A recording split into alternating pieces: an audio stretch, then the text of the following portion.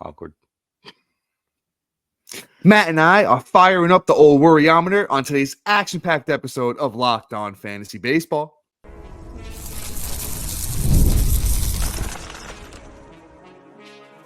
You are Locked On Fantasy Baseball, your daily fantasy baseball podcast. Part of the Locked On Podcast Network, your team every day.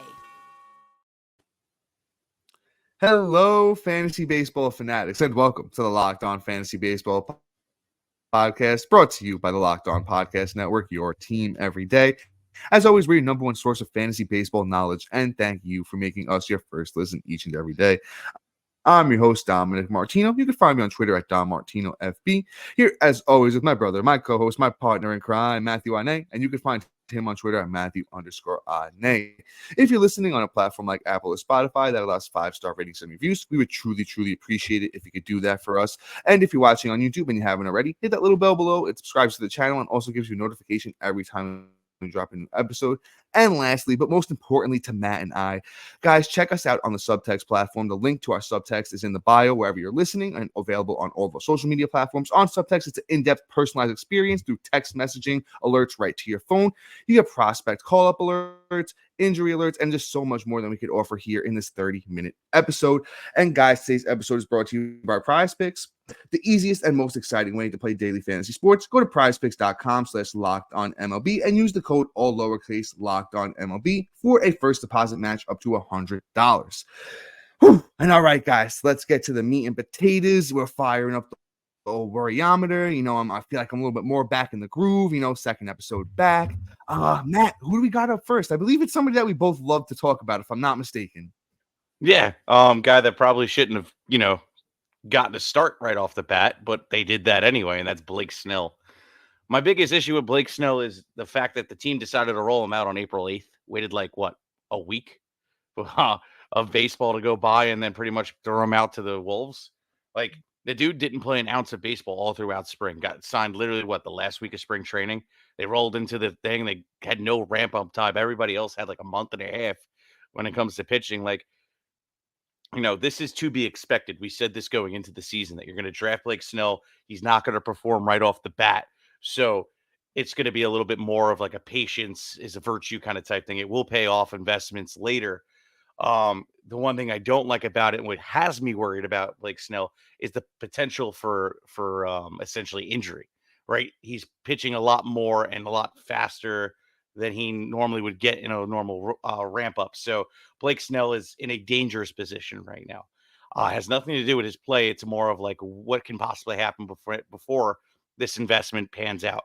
Can he get hurt? Is there going to be an IL stint because of his lack thereof ramp up? So with Blake Snell right now, I'm at a 4, but the 4 is not for his performance. The 4 is to say, hey, there is a potential for things to go wrong due to the fact that he can get hurt. But at the same time, I am going out there and acquiring him based off of the fact that everybody is freaking out and hedging incredibly hard, where I'm going to be able to get a nice discount on him. So Blake Snell, about a 4 on the Richter scale of worryometer. Dom, tell me what you feel, because maybe you could change my mind, make me feel better about things. Yeah, I think our end result is similar, but I think our path to getting there is a little different. I'm not super worried about the injuries. Every pitcher is literally hurt right now. There's a handful still left that aren't hurt, so we might as well capitalize on the ones that aren't, right? And that's where I'm at with Blake Snell. I'm probably gonna give him a 2 on the worryometer right now. He just always does this. This is literally what he does every single year of his career. We know this at this point. And if you play fantasy baseball, we know that we could take advantage of this. Literally last year, when Christopher Morel got super hot last year when he got first called up, somebody literally offered me Blake Snell for Morel. And I knew deep in my heart that he's going to be good. But in my mind just didn't agree with the heart. And sometimes you got to go with the heart over the mind. Sometimes that's a decision you got to make. And with Blake Snell, that's what I'm doing. I'll give you the perfect example. Last year, Blake Snell's first 10 starts, 50 innings pitched, 54 strikeouts, a 5.04 ERA. And the whip was atrocious. And even though batters were only hitting 244 against him, which was, an indicator of things, were going to get better, the results still weren't there. And, we were still panicking on Blake Snell the same way we are this year, last year. So I think, the proof is in the pudding. Blake Snell will turn it around. He might not be the Cy Young winner he was last year, but he'll still be very, very good. I think we need to capitalize on it. Not worried about Blake Snell. Let's move on to somebody that I might be a little bit more worried about, and it's Kevin Gausman. Kevin Gausman was dealing with, an injury coming into the year. I don't know if that's still lingering. I don't know if that's, why you're seeing the results that we're seeing, but, it's been really bad so far through Kevin Gausman's first 4 starts. An 8.16 ERA, 14 innings, 16 strikeouts, and a 1.74 whip. Whip is something that Gausman's never really been known for in his career. So, the 1.26 whip always has scared me away. And that's kind of why I always shied away from Gausman. But, career, he's over the last, I would say since like 2020 with the Giants, he's really turned his career around, but still a guy that always worried me a little bit. I finally turned the corner, had him as like a top 5 starting pitcher this year, and it's biting me in the butt. But, I think I'm probably at a 5 with Gausman, to be honest with you. Not somebody I'm going out of my way to acquire. If somebody's selling on the cheap, if you could pay like a top 40 starting pitcher price, I would definitely do. Maybe top 30 starting pitcher price for him. I'm buying in there. But somebody that does worry me, especially with the past, years of whip control, whip issues with that control. And, he's 33, getting a little bit older as well. So Gausman, probably about a 5 for me. Yeah, I mean, I could see it. I mean, ultimately, he did just have a nice start though against the Yankees, which kind of gives me like a kind of like an encouragement. Hey, we're about to turn a corner. It's really just 2 bad starts, 2 good starts, and the 2 bad starts were so bad though, it probably ruined your ERA for the whole damn week. It's like your kid coming home and ruining your night. It's just one of those things. Or walking in while you and your wife are trying to make baby 3. Like it's just bad. But Gausman, I think there's better to come, right? So I'm at like a 3 right now. This is to be expected too. He didn't have some ramp up time. He was dealing with the injury, like Dom said. So, Gausman, about a 3 for me. Let's move on. Let's talk about Yamamoto. Yamamoto is a little bit different story. This might be a more of a scenario where he's going to do what Senga did, where like Senga struggled a little bit and then kind of really got into it, right? So I'm pulling up Yamamoto starts real quick, but my life hates me here. Here we go. Essentially, like he's had a couple good starts and then a couple bad starts. His first start in San Diego, honestly, I don't even count because dude went all the way from America to friggin' Korea. So like got lit up to be expected. And plus his first shot looking at real talent, in my opinion. So Yamamoto get a pass there. But after that, it's really been all right. And again, St. Louis gave up no runs, Cubs no runs, San Diego again. I guess maybe he has his number 5.4 ERA. But then I mean, even the last start on April 19th against the Mets, a 4.5 ERA isn't atrocious. So like I'm looking at him and it's like, okay, dude, like you really only had like one bad game in my opinion. I can let the 4.5 ERA go, especially since he threw out 9 Ks in that and was able to get the quality start too. So that's really good for points leagues or leagues where you have the quality start category. So like Yamamoto is just fine. Like I think he's about a 2. It's going to be a slower start, but then we're going to start seeing that elite, a level pitching. That reason why he got like one of the largest pitching contracts of MLB history, where Yamamoto is just going to be him. Like I'm all about it. Yeah, no worries on Yamamoto too. Yeah, Matt, same 2, if not like a 1 here with Yamamoto. Matt, you broke it down really good. It's just that this guy's a proven talent. He's a proven ace, for years coming over here, to the MLB. It just takes some time, a little bit of time to adapt sometimes, like we all do. It takes a little bit of time to adapt when you're doing something new, something different. I really think Yamamoto is going to be an ace. And the numbers are just deceiving. It's just a little bit of a high ERA. That's it. Everything else looks good. The strikeouts look good. The whip looks good. I really think this is an opportunity because the next start against the Nationals could be a huge game for Yamamoto, and those numbers are going to look a lot better after that start. But we have a couple more pitchers, a couple young pitchers that, we might be really worried about. And then we'll move into the hitters. But real quick, we do have an ad break for you guys. Guys, we're talking Monopoly Go. We've all been there, either as a player or a fan. It's halftime. The scoreboard isn't looking so hot. You're feeling low, not sure if your team's going to pull out the win. That's when you dig deep, you lift your head up, and you say to yourself, time to get back in the game and pull off some bank heists and take as much of your friend's money as I humanly possibly can. That's right. The smash hit mobile game Monopoly Go lets you compete against your friends to get the most riches and the biggest empire. It's Monopoly you love, but on your phone anytime with tons of new twists, including leaderboard to compare your progress against your buddies. There's so much to do, right? Play on countless dynamic Monopoly Go Monopoly boards. Make your friends bankrupt by smashing their landmarks and with a wrecking ball. Change the other player's rent for iconic properties. You can even work with your friends to crack open community chests and in tournaments to get extra rewards to climb the leaderboard. So get out there, put your game face on, download Monopoly Go, now free on Apple Store and Google Play Store. Guys, we're also talking Prize Picks. Prize Picks is the largest daily fantasy sports platform in North America. They are the easiest and most exciting way to play DFS. It's just you against the numbers instead of battling thousands of other players, including pros, sharks. You pick more or less than 2 to 6 player stats, projections, and watch the winnings roll in. Exploring my skills on Prize Picks this season is an extra layer of excitement to daily fantasy sports. With just a few taps, you could transform $10 into $1,000 easily. Prize Picks is incredibly user-friendly. You can make your selections, submit your entries in less than 60 seconds. And as the host of Locked On Fantasy Baseball, I might as well give you some picks to get you started, right? Offer Spencer Turnbull to have higher than 5Ks in his next start, which would be today for you guys. Offer Bryce Harper to have higher than 0.5 total bases in his next outing. And offer Mike Trout to have higher than 0.5 home runs in his next game. Download the app today. Use the code LOCKEDONMLB for first deposit match up to $100. Again, download the app today. Use the code LOCKEDONMLB for first deposit match up to $100. Pick more, pick less. It's that easy with Prize Picks. And, guys, are you watching Fox Sports or ESPN on your TV all day? Have to turn down the volume, all that shouting? Make sure you switch to Locked On Sports today, a free 24/7 streaming channel program for you every day to bring you the biggest stories without all the screaming. Locked On Sports today brings you can't miss analysis, opinions, and news streaming 24/7 on YouTube or free on Amazon Fire TV channel app. Part of the Locked On Podcast Network, your team every day. Also, guys, we're introducing the Locked On Fantasy Baseball Podcast Diamond Club on Subtext, your ultimate fantasy baseball companion. This season, rely on our dynamic content. Get real-time alerts right to your phone, including waiver wire rankings, instant call-up notifications, injury reactions, and a whole lot more. Stay ahead of that fantasy league by joining the Diamond Club on Subtext, where your path to victory begins. Subscribe now and elevate that fantasy baseball experience to new levels. You get 2 weeks free, and I promise you won't want to leave us after that. You're going to have a serious edge on that competition, so help us help you take home that dub. All right.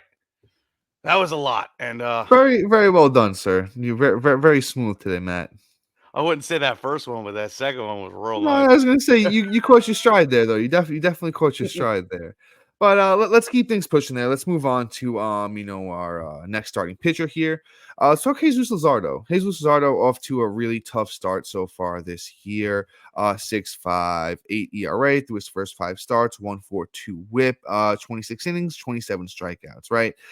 And Luzardo is, I just feel like another notoriously slow starter. Last year, Luzardo, through his first 14 starts, 77 innings pitched, 89 strikeouts was nice, but the 4.17 ERA and the 1.27 WHIP were really, really bad, with batters hitting 260 against him over those first 14 starts. But I think we know who Luzardo is, very young, talented starting pitcher. I really thought, and I still believe, there is another level to Luzardo. I really think that he has that top 15, top 20 talent, but he's never really put it together yet. Last year was his first full season, over 150 innings in the bigs. I really think he's just ramping up. I think he's going to be a second half guy, in the sense of a Blake Snell. We've seen it before from them. I think we could buy really low. I think there's going to be a lot of people panicking. I think people forget he's 26 years old and that he really can, has the talent, the pitching skills, the pitches to, get it done and, take that next step. I really think he can do it. And I think he's another guy who gets the Nationals in his next start. So I think a big, 10 strikeout, maybe 1 earned run, 7 inning start is right around the corner for Luzardo. And those numbers still might look crooked, but people might not be as willing to sell after a start, like that. And I think Luzardo is definitely capable of it. Yeah, I mean, so I am a little bit more worried than you. I'm Oh, battling a I 4. didn't even give a number. I'm sorry. I can give Mm-mm. like a 3. Give it like a 3 for Luzardo. Yeah, I'm like a 4, maybe 5. And the reason is like last year, you look at his numbers to start the season off. I know you said his first 14 starts were kind of rough, but like he had a decent ERA, throughout the whole season except for August, right? He had a 3.48 ERA. May was a 3.9 ERA. June was a 3.28 ERA. Like this is ugly. I mean, this season's ugly in comparison because we're not at April yet, and he has a 6.58 ERA. Now, don't get me wrong, you know, he could still have that national start and get the get right game. But like, if we get another like 2-3 starts like this, I'm gonna be smashing that Wario meter to the point where I like agree. bells and whistles are going off like a fire truck being summoned out. Like it's just not gonna be pretty. But I think there is recovery, right now, and you might even be surprised to find him out on the waiver wire right now because he's already been dropped in 9% of leagues on Yahoo. If he's dropped, pick him up. If Yeah, he's he's dropped, an pick him up instant right now. smash on that. But, I don't know if I'm going out and acquire him either. Like, this isn't one of those buy low, sell ones, but like right now, it's just like I'm gonna be patient. Like, yes, like this one could be it, and it's complete get right. It's on you, but like I ain't paying anything right now for him. Matt, This real is just a quick, guy I could could I be throw completely one wrong last on. thing out before we move on? Yeah.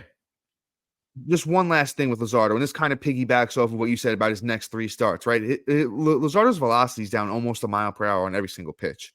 May not seem like a lot, but for a guy like Luzardo that's normally sitting, close to 97 to be down at 96, that's a little bit of a significance in that velocity.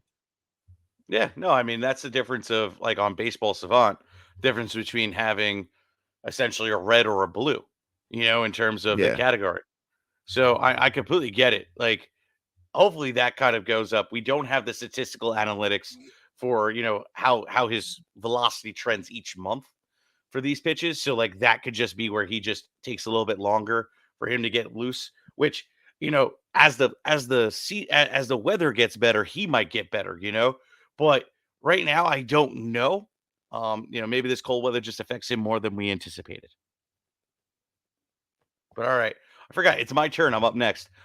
We got Hunter Brown coming up now. And Hunter Brown has been really, really bad. It's the only way to really put it. To be honest, the way Hunter Brown is going right now, I can go out there and pitch better than him. He has a 9.68 ERA on the season, I might add. And it's just getting bad through 17 innings. He has 17 Ks, which are kind of nice. But with a 9.6 ERA, with a 2.49 whip, and a FIP, which is fielding independent pitching. So if you had an average defense behind you, this would be your ERA, which he has above average defense behind him, in my opinion. It's a 5.50. Like I'm worried. I'm out like a 7, maybe 8 with him. And quite honestly, I probably have already dropped him if I've owned him. I just didn't get a share of him this year because I rather let him be a landmine on somebody else's team or just keep an eye on him for a couple good starts in a row and then I'll scoop him back up again. Right now, I ain't touching him with a 10-foot pole.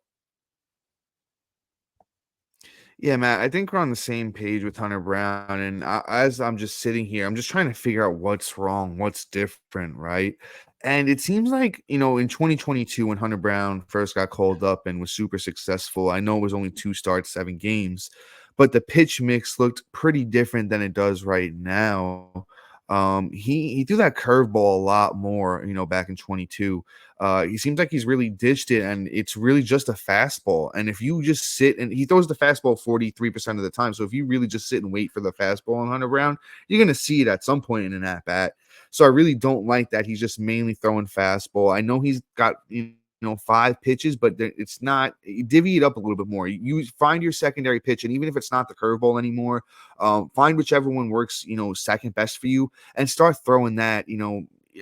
I would say at least 25% of the time minimum, just to throw these batters off, because if they're just sitting fastball 43% of the time, that's what you're throwing, you're going to get hit pretty hard. And to me, that's the only significant thing that I see different from when Hunter Brown was successful in the bigs before. Looks like the league has adjusted back to him after he was successful in 2022, and he's never really adjusted back or figured anything out. Go ahead, brother. Hop back on in. Actually, too, like now that we're talking pitch mix, like last year he Yeah. also threw his knuckle curve like 24% of the time. Yeah, Where yeah. where like you look at it, he's throw his cutter even more than that, and he's thrown it more than his knuckle curve, and his knuckle curve was just a tad bit more successful than the cutter. The cutter still got hit last year almost 300, whereas the knuckle curve was getting hit like 247 average. So like there is a significant difference in his pitch mix, and that could be his flaw. Like you were That's what I saying, see. That's what I was thinking. That's what it it, looked like to me. I'm glad you're thinking the same thing. it's fugly. Like I think personally he's choking, and I think we need to run because nobody wants anybody that chokes. You know, it's not a good thing in baseball, at least. But all right. Um, Before we move on, we have to move fast and furious through the last half of the show where we can cover all these bats. But guys, stick around right after this. We got a great sponsor for you. And guys, does your mom have a sweet tooth? Is she a tech enthusiast, a beauty connoisseur, or is she outdoorsy? No matter what she's into, you can make her smile with a fruit or flower bouquet, makeup, tech gear, workout wear, and more. Get thoughtful gifts she deserves with the convenience you need. Choose same-day delivery or schedule a week ahead for when flowers and gifts should arrive to her door. 50% off your next order up to $15 when you spend $15 or more on your next flower, convenience, grocery, or retail order now on DoorDash. Shop with savings that would make her proud. With a Dash Pass membership, you'll save with a $0 delivery fee and reduced service fees on eligible orders from Dash Pass merchants that meet the minimum subtotal. Other fees, including service fee, apply, and terms apply as well. All right, guys. So let's hop back into things here and let's move into these bats. And as Matt said, we're going to move a little bit quickly here, through these next names. Let's talk about Matt Olson. Matt Olson is somebody I feel like we know who he is. I'm honestly going to put a 1 on this. Just wanted to bring up his name. I feel like he's somebody we haven't spoken about too much. Maybe I missed some of the Matt Olson talk while I was out, but just somebody I feel like I haven't spoken a lot as well. And he's all reliable at this point. The batting average is something that on a year-to-year basis, I wouldn't be surprised if we see, a huge disparity from where we see one season Matt Olson hits 270, another season where he hits 240. Maybe this is one of those 240 seasons, but the power's real. The RBIs are going to be real. The runs are going to be real. He doesn't steal any bases, but honestly, I think the superb 3 category production is going to be there. Like I said, the batting average, maybe he hits anywhere between 240 to even, 283 last year to 280. I know it's a big range, but I believe in Matt Olson. I'm giving him a 1. Yeah, I mean, to be honest, I look at last year specifically with Matt Olson, and he took a big step forward in his walk to strikeout ratio, right? So like I think the batting average is kind of legit. So like 2022, he struck out 75 times to 170 times, right? Walked 75 times, struck out 170 times. Last year, he walked 104 times to 167 strikeouts. He had a lot better plate discipline than his whole career, in my opinion. Because just looking at things, except for 2021, but the rest of that has just been kind of ugly. I think he's just found something that's kind of made him more successful behind the plate. So Matt Olson, I'm really not worried about right now. I mean, yes, he struck out a boatload, and that's part of the reason why this year it's about 50%. I think it'll course correct, and I think he'll get lucky. I mean, they're just dealing with a lot in Atlanta, even though they're winning games, and they just don't need him to produce yet. So Matt Olson will get his stuff right.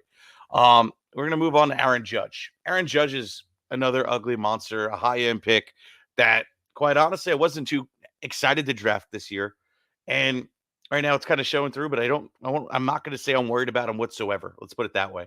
Um, Aaron Judge so far this year has 7 runs, 5 dubs, 3 bombs, 11 ribs, a stolen base, 17 walks to 31 strikeouts, batting 174. It's just not pretty, but I mean, hey, Aaron Judge could turn it around in a hot minute.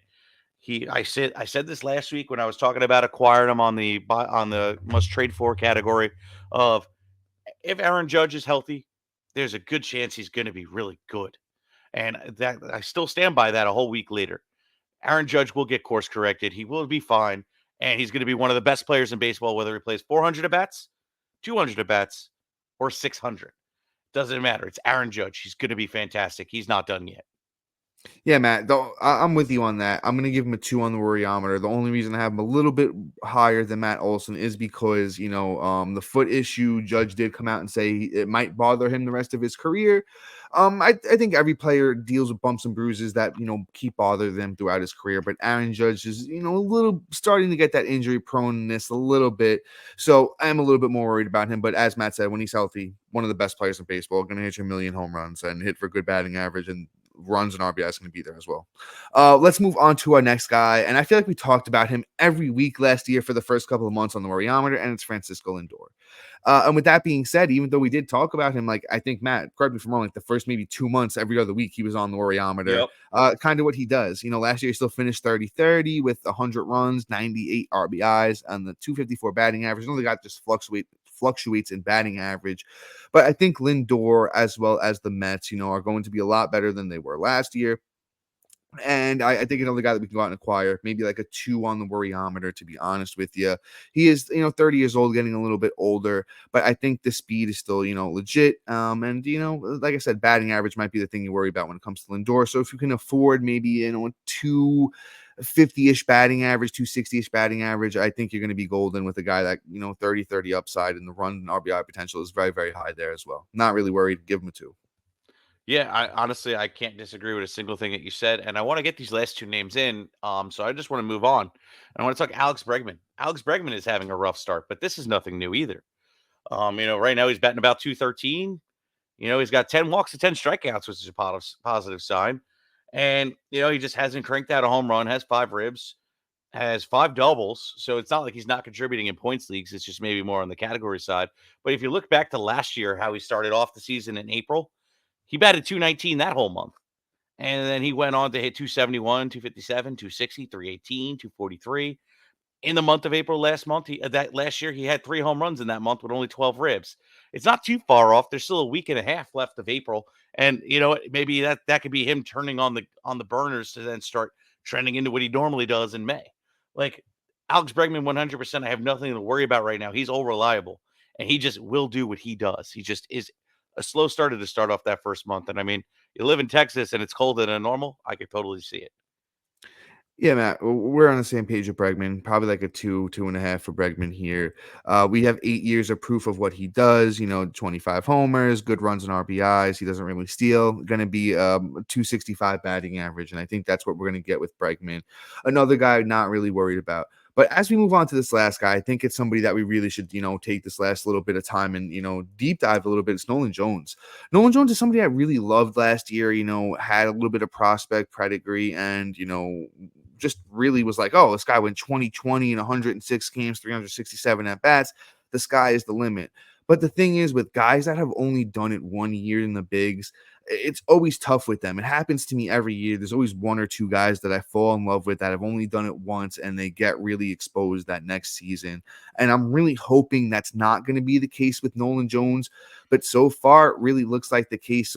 So far, Nolan Jones is here through 23 games, 84 at-bats, 9 runs, 4 doubles, a homer, 6 RBIs, 2 steals, 8 walks to 35 strikeouts, a 143 batting average. I hate that walk to strikeout ratio from a guy, who has a track record of actually being somewhat decent at walk to strikeouts. I really hope Jones can, course correct here.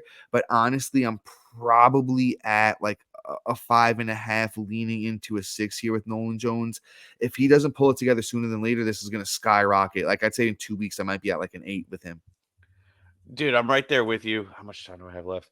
All right, I'm going to You give a got quick it. take. I got a quick take. I'm kind of there, but also, too, you look back at last year, he had a really rough July where he batted 193. The counting stats were there, but he also struck out 24 times the 5 walks. So he does go through the stretches where, like, he might just have one bad month. Maybe it's okay.